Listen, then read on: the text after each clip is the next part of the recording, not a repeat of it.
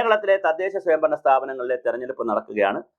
ഇപ്പോഴും LDFനാണ് ഒരു മേൽക്കൈ നിൽക്കുന്നത്. എന്നാൽ UDF വല്ലാതെ താഴെ പോകില്ല. ഒരു 8, 7, 6 എന്നൊക്കെ പറഞ്ഞ് ജില്ലാ പഞ്ചായത്തുകൾ വരാൻ സാധ്യതയുണ്ട്. പക്ഷേ LDFന് വലിയ മെജോറിറ്റി വരികയില്ല. മെജോറിറ്റിക്കായി LDFനായിരിക്കും കേരളത്തിൽ ഭൂരിപക്ഷം വരിക. പക്ഷേ 100 സീറ്റ് നേരത്തെ അസംബ്ലിയിൽ നേടിയതിൻ്റെ അതിന് സമാനമായ രീതിയിൽ ഒരു ജില്ലാ പഞ്ചായത്തും പിടിക്കുന്നു, അല്ലെങ്കിൽ മലപ്പുറം ഒഴിച്ച് 13 ജില്ലാ പഞ്ചായത്തും പിടിക്കുന്നു. അത് കഴിഞ്ഞിട്ട് എല്ലാ ബ്ലോക്ക് പഞ്ചായത്തും പിടിക്കുന്നു. 152 ഒരു 100 പിടിക്കുന്നു. ഗ്രാമപഞ്ചായത്തിൽ 900-ലാണെങ്കിൽ അതൊരു 10-700. അങ്ങനെ പറ്റത്തില്ല. കുറെ പഞ്ചായത്തുകൾ BJP കൊണ്ടുപോകും, കുറെ മുനിസിപ്പാലിറ്റികൾ BJP കൊണ്ടുപോകും. ഇപ്പോൾ തൃപ്പൂണിത്തറ വലിയ മത്സരം നടക്കുകയാണ്. പന്തളം അതുപോലെ തന്നെ വലിയ മത്സരമാണ് നടക്കുന്നത്. പാലക്കാട് ഇത്തരം കുറച്ച് മുനിസിപ്പാലിറ്റികളുണ്ട്. പിന്നെ കോർപ്പറേഷൻ, തിരുവനന്തപുരം കോർപ്പറേഷൻ എടുത്താൽ BJP നിർണായകമായ ഒരു ശക്തിയാണ്. അവിടെ 35 സീറ്റുണ്ട്. അപ്പോൾ അവിടെ ചിലപ്പോൾ ഒരു തൂക്ക് സഭ വരാനുള്ള സാധ്യതയുണ്ട്. അങ്ങനെ ഓരോ സ്ഥലം. പിന്നെ 2020 എന്തായാലും കുറച്ച് പഞ്ചായത്തുകൾ അവരിപ്പോൾ മുക്കന്നൂർ പോലുള്ള അവിടെ 4-5 പഞ്ചായത്തുണ്ട്, കിഴക്കമ്പലമൊക്കെ ഉണ്ട്. അത് അവർ ചിലപ്പോൾ കുറച്ചുകൂടെ പഞ്ചായത്തുകളിലേക്ക് കയറാൻ സാധ്യതയുണ്ട്. ആം ആദ്മി ചില പഞ്ചായത്തുകൾ മത്സരിക്കുന്നുണ്ട്. പിന്നെ കോൺഗ്രസ് ശക്തമായി രംഗത്തുണ്ട്. അവർക്ക് ഒരുപാട് ആന്റി ഇൻകംബൻസ് കാര്യങ്ങൾ ഇപ്പോൾ കിട്ടിയിട്ടുണ്ട്. ശബരിമലയുടെ വിഷയത്തിലും പല വിഷയങ്ങളിൽ ഈ ഇലക്ഷൻ സമയത്ത് കിട്ടി. അതേസമയം ഇപ്പുറത്താണെങ്കിൽ ക്ഷേമ പെൻഷനുകൾ പോലുള്ള പലതും കൊടുക്കുകയും ചെയ്തു. അപ്പോൾ ഇതെല്ലാം കൂടി ചേർന്ന് വരുമ്പോൾ അങ്ങനെയൊക്കെ വന്നാലും ഒരു LDFന്റെ അപ്പർ ഹാൻഡാണ് ഇപ്പോഴും കേരളത്തിൽ നിൽക്കുന്നത്.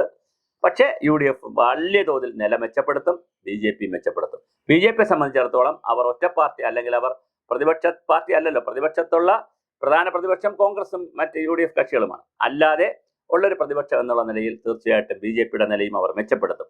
ആരൊക്കെ എന്തൊക്കെ മെച്ചപ്പെടുത്തിയാലും പഞ്ചായത്ത് രാജ് തെരഞ്ഞെടുപ്പിൽ നാളിതുവരെയുള്ള ചരിത്രം പരിശോധിച്ചാൽ ചില വർഷങ്ങളിൽ ചില തെരഞ്ഞെടുപ്പുകളിൽ ബ്ലോക്ക് പഞ്ചായത്തുകളിൽ UDFന് അപ്പർ ഹാൻഡ് കിട്ടിയിട്ടുണ്ട് എന്നുള്ളതല്ലാതെ എങ്ങനെ നോക്കിയാലും 5 സീറ്റിനെങ്കിലും 10 സീറ്റിനെങ്കിലും LDF തന്നെയായിരിക്കും മുന്നിൽ വരുന്നത്.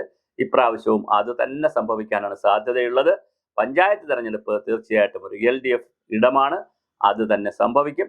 LDFന് മൃഗീയ ഭൂരിപക്ഷം കിട്ടുകയില്ല. പക്ഷേ കേവല ഭൂരിപക്ഷം പഞ്ചായത്ത് രാജ് സ്ഥാപനങ്ങളിൽ കിട്ടാനുള്ള എല്ലാ സാധ്യതയുമാണ് ഇപ്പോൾ കണ്ടുവരുന്നത്. അതുകൊണ്ട് തന്നെ ഈ ആന്റി ഇൻകംബൻസ് എന്ന് പറയുന്ന കാര്യം പാർലമെന്റിലും ചിലപ്പോൾ വർക്കൗട്ട് ചെയ്തേക്കാം. കാരണം ഈ നമ്മുടെ ശബരിമല വിഷയമൊക്കെ പാർലമെന്റിൽ വർക്കൗട്ട് ചെയ്തു. പക്ഷേ പഞ്ചായത്ത് തെരഞ്ഞെടുപ്പിൽ അത് വർക്കൗട്ട് ചെയ്യാൻ എളുപ്പമല്ല. കാരണം അവിടെ സ്ഥാനാർത്ഥിയുടെ ജാതി, മതം, പിന്നെ അവരുടെ അമ്പല കമ്മിറ്റി, മറ്റേ കമ്മിറ്റി, റെസിഡൻസ് അസോസിയേഷൻ, അത് വേറെ ഘടകങ്ങളാണ് പോകുന്നത്. അപ്പോൾ അങ്ങനെ ഘടകങ്ങൾ നോക്കുമ്പോൾ ദൈനംദിന പ്രവർത്തനങ്ങളുമായി ഒരുപാട് ബന്ധപ്പെട്ട് നിൽക്കുന്ന സംഘടനാ സംവിധാനം ഉള്ളത് CPM ആണ്. അല്ല CPM എന്ന പാർട്ടിയോടുള്ള വലിയ റെസ്പെക്ട് കൊണ്ട് ആളുകൾ അങ്ങനെ താത്വികാടിസ്ഥാനത്ത് വോട്ട് ചെയ്യണമെന്നല്ല. സംഘടനാ സംവിധാനങ്ങൾ നോക്കുമ്പോൾ CPMനാണ് വലിയ സംഘടനാ സംവിധാനം താഴെയുള്ളത്. അവർ ദൈനംദിന കാര്യങ്ങളുമായി ഈ പ്രശ്നം നിൽക്കുന്നു. അതേസമയം BJPയെ സംബന്ധിച്ച്, കോൺഗ്രസിനെ സംബന്ധിച്ച് അങ്ങനെ ഒരു സംഘടനാ ബലം താഴെ തലങ്ങളിൽ ഇല്ല. എല്ലാ വാർഡൊന്നും എടുത്താലില്ല. മറ്റങ്ങനെയല്ലേ പാശാ വർക്കേഴ്സ്, തൊഴിലുറപ്പ്, പിന്നെ അംഗനവാടികൾ, ഇങ്ങനെ ഒരു വലിയ വിഭാഗം ആളുകൾ ഭരണത്തിൻ്റെയും കൂടി ഭാഗമായി താഴെ ഉണ്ട്. അപ്പോൾ തീർച്ചയായിട്ടും അതെല്ലാം കൂടി ഒരു LDFനൊരു അപ്പർ ഹാൻഡായിട്ട് വരാൻ സാധ്യതയുണ്ട്. പക്ഷേ UDFും താഴെ പോകില്ല, വല്ലാതെ താഴെ പോകില്ല. BJPയും കുറെ നില മെച്ചപ്പെടുത്തും. ഫൈനൽ പോയിന്റ് നമ്മളോട് ചോദിച്ചാൽ LDF തന്നെയാണ് വീണ്ടും കേരളത്തിൽ പഞ്ചായത്ത് രാജിൽ വരിക.